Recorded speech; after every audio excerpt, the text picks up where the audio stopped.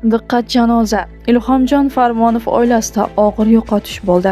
Assalomu alaykum, hurmatli tomoshabin. Tezkor yangiliklardan xabardor bo'lib turishni istasangiz, kanalimizga obuna bo'lib, videolarimiz davomida bir dona like tugmachasini bosib qoldirishni unutmang. O'zbek estrada xonandasi Ilhomjon Farmonov hayotida qayg'uli voqea sodir bo'ldi. Xonandaning akasi Sherzodbek Farmonov 48 yoshda olamdan ko'z yumdi. Bu haqida san'atkor o'zining ijtimoiy tarmoqlarida xabar berib, yaqin insoniga bo'lgan mehri va sog'inchini ta'sirli so'zlar bilan izoh qildi. Siz doimo qalbimizda qolasiz, aziz akajonim Sherzod, deb yozdi. Ushbu xabar muxlislar va jamoatchilikni chuqur qayg'uga soldi. Ijtimoiy tarmoqlarda xonandaning muxlislari, do'stlari va hamkasblari tomonidan hamdardlik bildiruvchi izohlar yog'ilmoqda. Ular Ilhomjon Farmonov va uning oilasiga sabr-toqat, matonat va kuch tashlamoqdalar. Buni yo'qotish har qanday inson uchun og'ir sinov ekani shubhasiz.